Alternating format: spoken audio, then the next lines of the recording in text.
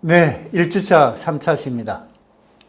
자, 이번 3차시에서는 사회복지조사 방법의 기본적인 개념들, 어떤 것들이 있는지, 그것들을 알아보도록 하겠습니다. 주로 이제 변수와 관련된 것들, 이런 것들을 알아보게 되겠는데요. 여러분과 같이 사회복지조사를 하는데, 있어서, 연구를 하는데 있어서 어떠한 것들이, 어떠한 용어들이, 어떤 것들이 쓰여지는지 이런 것들을 통해서 이제 알아보도록 하겠습니다. 첫 번째 변수인데요.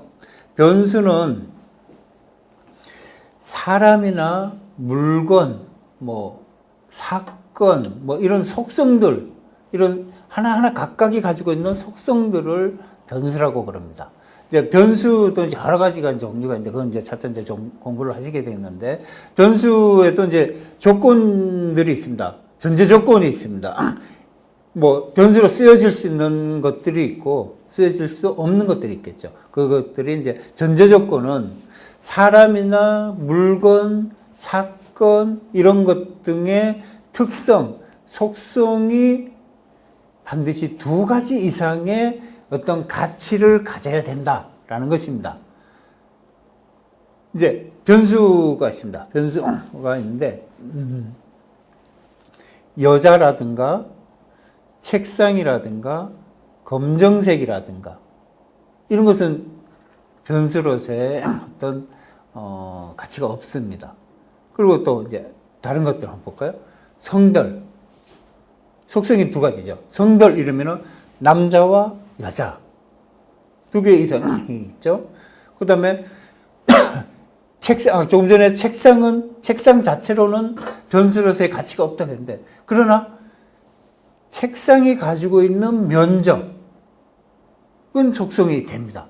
변수로서의 어떤 가치를 가지죠. 면적하면은 위의 면적, 아래 면적, 옆면적, 등등 여러 개, 두 개 이상의 속성이 있지 않습니까? 그런 것들처럼 두 개 이상의 어떤 속성을 가지고 있는 변수, 이런 것은 변수로서의 가치가 있다라는 것이죠. 그 다음에 무게도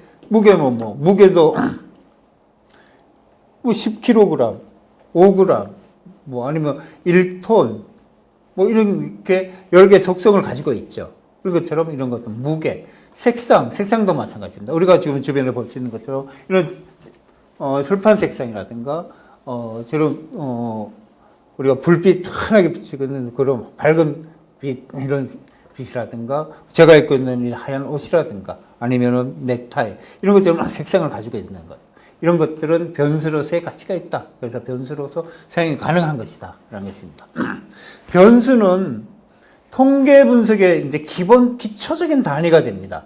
기본적인 단위가 되기 때문에 통계 분석을 위해서 그 변수의 특성을 이제 파악해 두는 것이 굉장히 중요하다라는 것입니다.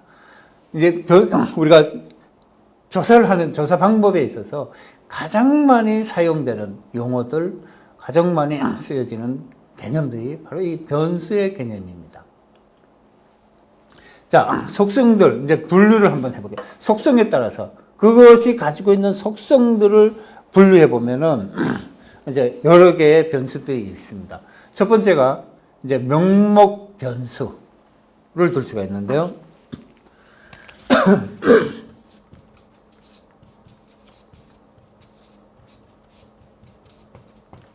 자, 명목 변수. 자, 명목 변수라는 것은 어떤 사물의 속성을 질적인 특성과 그 특성에 의해서 상호 배타적인 몇 개의 카테고리로 나눌 수 있을 뿐만 아니라 그 카테고리를 순서, 서열, 수치, 이런 것들로 나타낼 수 없는 변수들 를 우리는 명목 변수라고 그럽니다. 자, 카테고리에 부여되는 수치로서 서열이나 양적인 어떤 양의 질량의 의미를 갖지 않는다라고 했죠. 그래서 그런 것들이 이제 어떤 것들이 있을까요? 이제 성별 같은 경우에 남자, 여자 이런 경우에 이게 남자가 우월하고 여자가 우월하지 않다?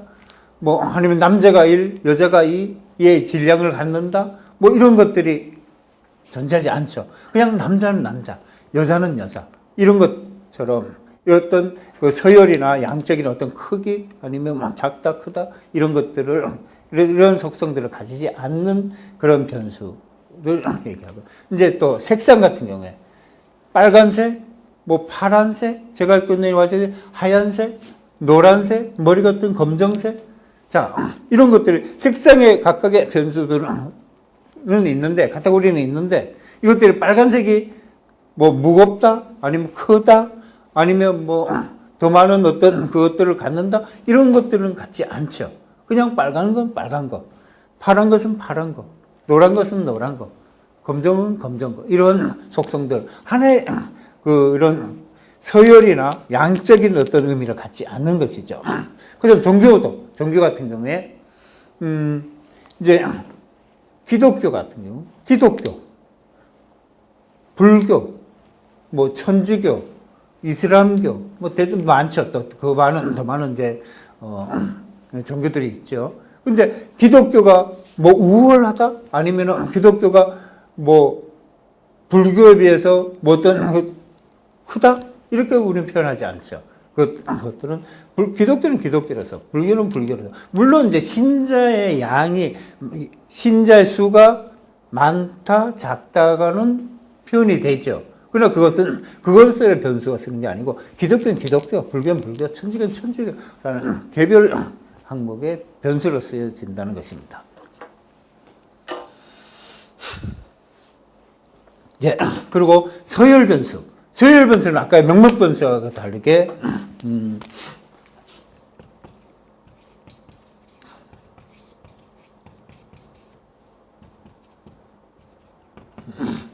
자, 서열 변수는 이제 어떤 사물의 그 속성들이 이제 상호 배타적이어야 하고 그 배타적인 몇 개의 카테고리로 나눌 수도 있고 그 카테고리 간 사이에 서열을 측정할 수 있는 변수를 우리는 서열 변수다 이렇게 얘기합니다.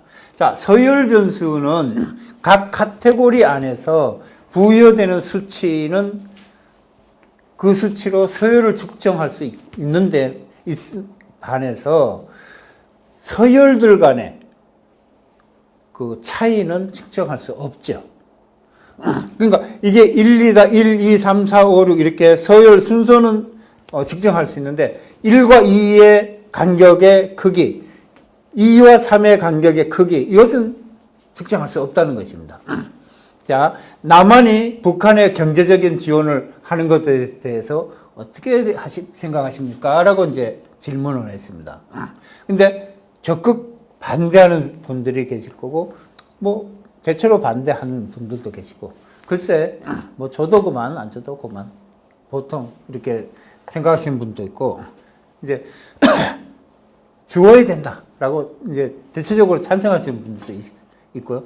적극적으로 찬성해서 무조건 줘야 된다라고 찬성하는 분들이 있습니다. 그럼 여기서 거기에 이제 자기가 원하는데 이제 하겠죠. 뭐 반대면 반대, 찬성이면 찬성. 이제 그런데 적극 반대와 대체로 반대와 보통과 대체로 찬성과 적극 찬성은 서열은 있습니다. 근데 이 서열 간격 사이사이에 크기는 존재하지 않습니다. 그렇죠? 이런 것들을 이제 서열 변수다 이렇게 얘기를 합니다. 자,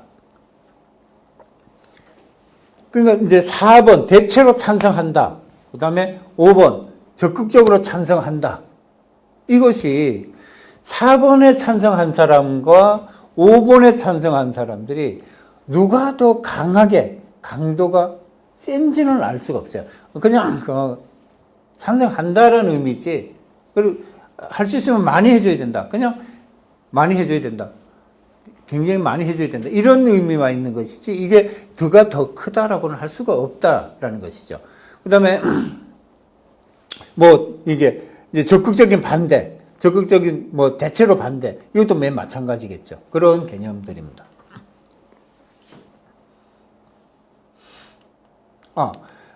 여기서 아까 적극적인 반대와 대체로 반대하고 대체로 찬성과 적극적인 찬성 간의 차이가 똑같아. 이 개념적인 차이가 여기서 같아. 라고도 얘기할 수가 없습니다. 그런 것이 이제 서열 변수라고 할 수가 있습니다. 그 다음에 등간 변수. 등간 변수는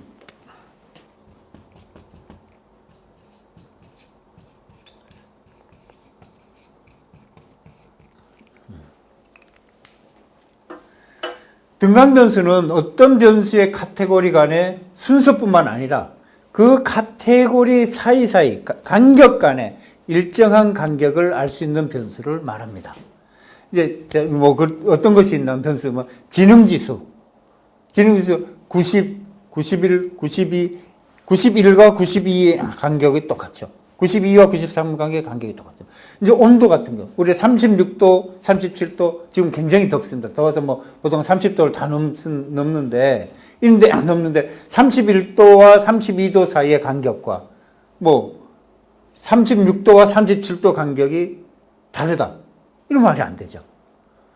그 사이의 간격은 같아. 이렇게 등간 사이 간격이 같은 경우, 이런 경우를 등간 변수라고 합니다. 이제 뭐 좀 전에 설명했습니다만 하식연도 경우에 40도하고 41도 간격 차이하고 50도하고 51도 간격 차이가 같아. 이렇게 보는 것이죠. 그런 것이 바로 이제 등간 변수다라고 합니다. 지능지수도 마찬가지입니다. 100하고 100일 간의 그 차이 간격, 그 사이와 110과 111 간의 그 간격, 그 크기는 같다라고 보는 것이죠. 이런 변수들은 우리는 등간 변수다. 이렇게 얘기를 합니다. 그 다음에 비율 변수가 있습니다.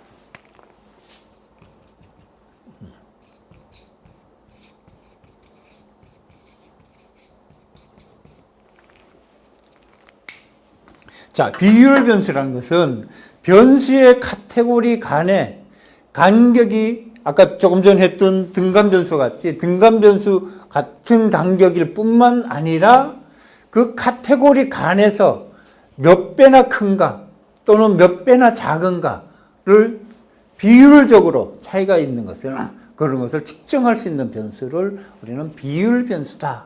이렇게 얘기합니다. 자, 등간 변수의 특성을 모두 가지고 있고 동시에 절대 0점이라는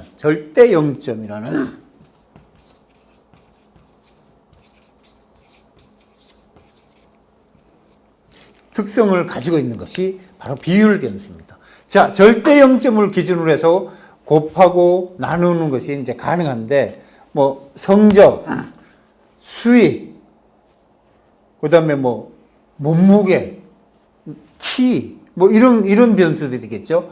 자, 400원은 200원의 크기에 있어서 어떤 차이가 있을까요? 2배의 차이가, 가치가 있다라고 할 수 있죠. 3개와 6개의 그 가치는 2배의 가치를 가지고 있다. 이렇게 비율적으로 그 크기를 가늠할 수 있는 변수, 그런 것을 비율 변수다. 이렇게 얘기를 합니다. 자, 척도별로 이제 비교를 해보면은, 이 표에서 본 것과 같이 명목 척도, 서열 척도, 등간 척도, 비율 척도, 이런 것이 범주에는 같은 범주, 뭐, 순위는, 명목 척도는 순위를 우리가 알 수 없다 그랬죠. 그 서열 척도, 등간 척도, 비율 척도에서는 이것은 1, 2, 3, 어떤 순위를 가질 수가 있고요. 그 다음에 등간격은 등간 척도와 비율 척도는 등간의 그 간격의 비율이 같은 간격을 가지고 있는 것이 이제 비등간 척도와 비율 척도다. 그리고 절대 0점을 가지고 있는 것은 비율 척도만 가지고 있다. 그래서 분석력은 굉장히 좀 낮고 이런 척도 간의 그 높은 낮이를 찾을 수가 있고요. 그래서 이제 그 명목 척도와 이제 서열 척도, 등간 척도, 비율 척도 순으로 이렇게 나타낼 수가, 척도의 크기를 나타낼 수가 있게 되겠죠. 그다음에 연속적인 변수 그리고 비연속적인 변수를 우리가 찾아볼 수가 있는데,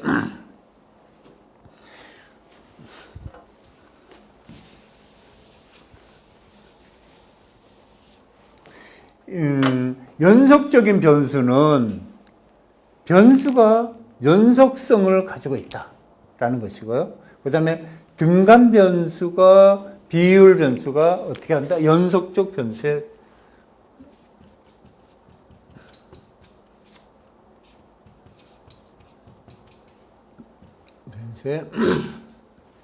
등간 척도와 등간 변수와 비율 변수.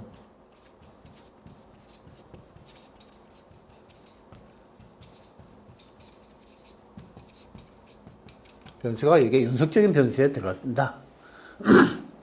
그 다음에 비연속적 변수.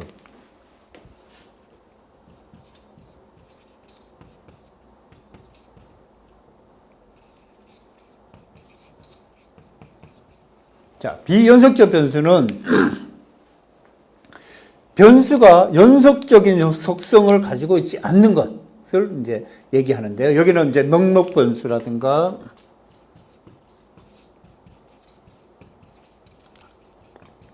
넉넉 변수라든가 서열 변수가 여기에 속하겠죠.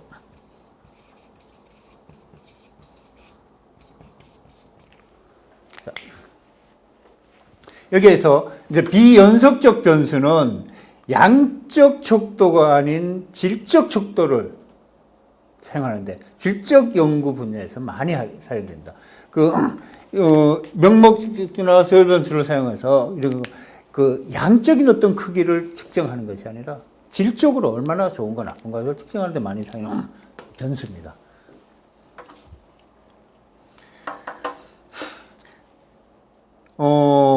근데 서열 변수, 여기 이제 우리가 비연속적 변수라고 이제 구분이 됩니다만은 이 서열적 변수는 때때로 이제 연속적 변수로 사용되어질 수도 있습니다. 그래서 어떤 경우라면은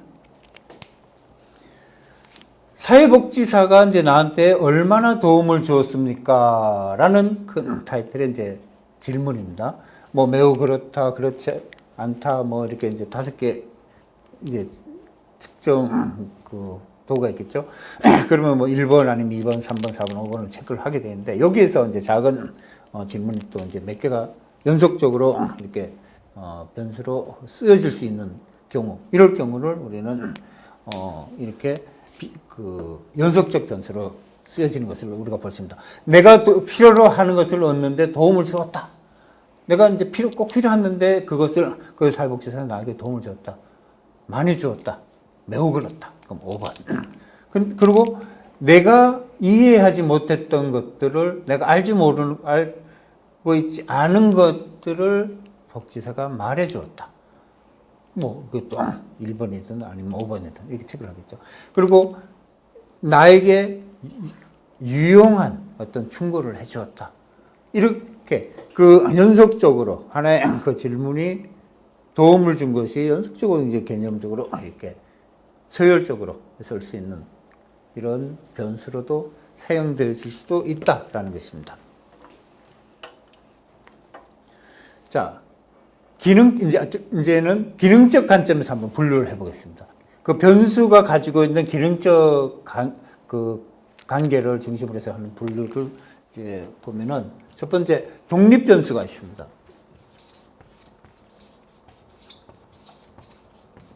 자, 이 독립 변수는 이제 또 이제 원인 변수라고도 이제 우리가 하는데요. 어떠한 변수, 그 변수를 통해서 발생되는 원인이 있는 변수. 그러니까 우리 이제 IQ 같은 경우에 IQ가 높은 사람이 학업 성적이 높을 수가 있을 수 있겠다. 영향을 미친다. 이런 경우죠. 이렇게 영향을 주는 변수, 이게 IQ가 학업 성적과의 그 관계에 있어서 이런 변수를 우리 원인 변수, 독립 변수라고 합니다. 그리고 종속 변수가 있습니다.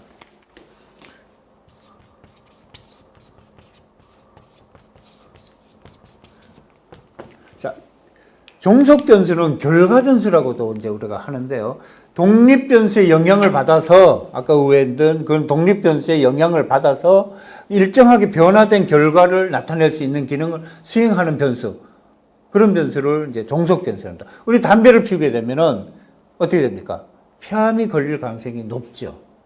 이렇게 흡연이 폐암에 영향을 미치는 이런 변수, 이런 변수를 종속 변수다. 이렇게 얘기를 합니다. 매개 변수가 있습니다. 매개 변수.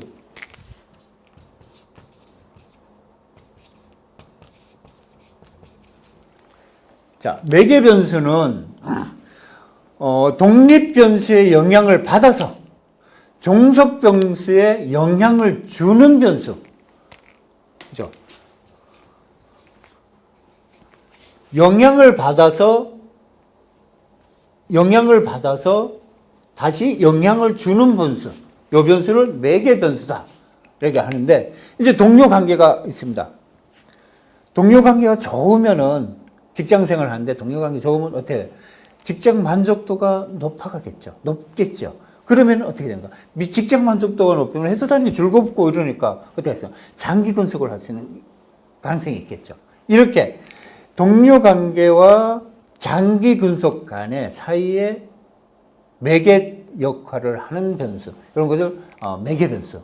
이제 사회 경제적인 지위가 높은 사람, 뭐 장차관이라든가 아니면 뭐 교수라든가 아니면 뭐 예술가 중에 더 많이 버는 사람이라든가 하여튼 뭐 고위층이라든가 뭐 명예를 가지고 있는 사람이라든가 이런 사람일수록 어떻습니까? 성취욕이 높습니다. 성취욕이 높으면은 어떤 사업이라든가 이런 것에 이 성적이나 아니면 그런 것에 영향을 미칠 수 있는 그런 경우가 생기죠. 이제 사회적 경제 본인이 아니어도 부모나 가족 중에 영향을 줄 수 있는 그런 것들이죠. 자, 그 독립 변수의 영향을 받아서 종속 변수에 영향을 주는 변수를 이제 매개 변수다. 이렇게 얘기를 할 수가 있고요.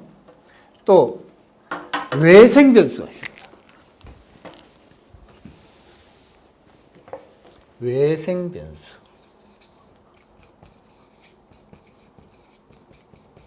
자, 외생 변수는 독립 변수와 종속 변수 모두한테 영향을 미쳐요. 그리고 이들 간에 공동으로 변화를 모두 설명해 주는 변수. 여기에도 영향을 미치고 저기에도 영향을 미치는데 그것을 설명해 줄 수 있는 변수라서 허위 변수와 외제 변수, 외적 변수 뭐 이런 것들로도 이제 다시 또 불려지게 됩니다.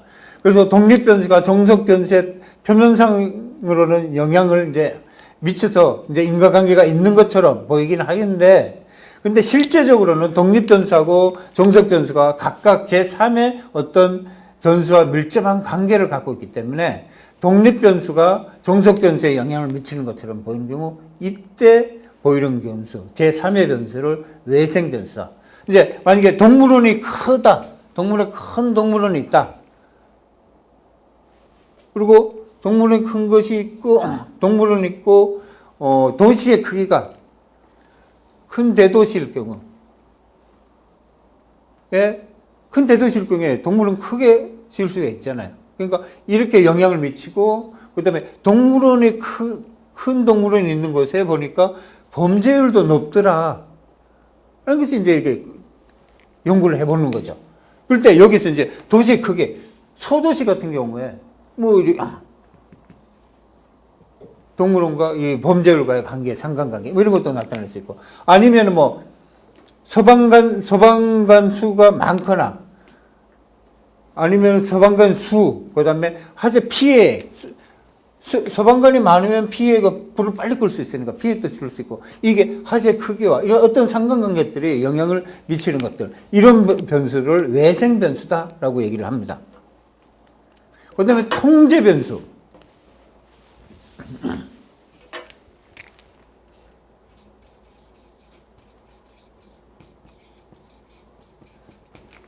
자, 통제 변수는 독립 변수와 종속 변수 사이에 인과관계에 영향을 주는 제3의 변수인데, 독립 변수와 종속 변수 간에 그 영향을 미치는 요인들을 놔두고 방치해놓고 빼놓고 통제하지 않는, 만약에 빼놓고 통제를 하지 않으면은 양쪽에 독립 변수와 종속 변수에 어떻게 진실된 그 관계가 규명이 되지 않는 수가 있다라는 것입니다.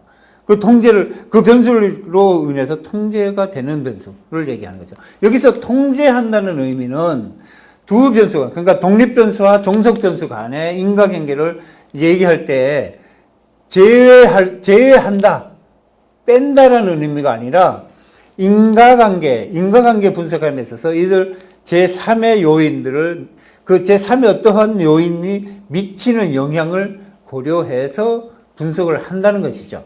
다시 말해서 독립변수와 종속변수뿐만 아니고 다른 제3의 요인들을 분석하게 포함시킨다는 것이죠. 그래서 이 제3의 요소들은 일정한 상태로 통제하거나 억제하는 것을 이제 의미하는 건데, 여기서 통계적 통제라고도 합니다. 통제 변수는 독립 변수가 종속 변수에 미치는 영향의 정도를 보다 정확하게 하기 위해서 쓰는 변수입니다. 자, 이제 한번 예를 들어 볼게요. 키와 취업률 간에 키가 큰 사람이 하고 키 작은 사람 이런 것들을 볼 수가 있는데, 전체 이제 통계 이전에는 성별 통계 이전에 집단 전체 키하고 취업률 간에 상관계가 있는 것 같아. 키 큰 사람이 취업하기 쉽죠? 아무래도 키 작은 사람보다. 이런 것처럼 이런 것들에 이제 성별 통제를 했을 때 여자일 경우에 키 크기와 키남 이게 사용하는 거 스튜디오스나 이런 데 좀 키 큰 사람을 뽑고 이렇게 하잖아요. 그런 것처럼 이런 변수들 상관관계를 연결시켰을 때 이런 것들을 나타내는 것을 얘기하고 있습니다. 그러니까 여자들이 이제 키가 작으면 취업률이 낮고, 남자들은 키가 크면서 취업률이 높다. 이런 키와의 상관관계도 연결되는 것이죠. 이런 게 통제 변수라고 합니다. 자, 또 이제 다른 얘도 여러 가지 있습니다만, 이런 것처럼 통제가 가능한 그런 제3의 변수를 우리는 통제 변수다, 이렇게 얘기를 하고 있습니다. 자, 연구 결과를 이제 통해서 보면 스트레스를 문제지향적으로 대처한 집단, 이런 것에서는 스트레스와 비행 간의 상관관계가 없다라고 이제 나타나고 있고요. 그 다음에 정서지향적으로 대처한 집단, 이런 집단에서는 스트레스하고 비행 간의 그 상관관계가 있는 것으로 이제 연구가 조사가 되고 있습니다. 그리고 스트레스가 비행으로 연결되지 않도록 하기 위해서는 청소년들에게 스트레스를 문제지향적으로 대처하는 방법을 교육할 필요가 있겠죠. 이런 결과가 연구 결과로 나오고 있습니다. 자, 여기까지가 1주차, 3차시입니다. 다음 2주차에 다시 뵙겠습니다. 감사합니다.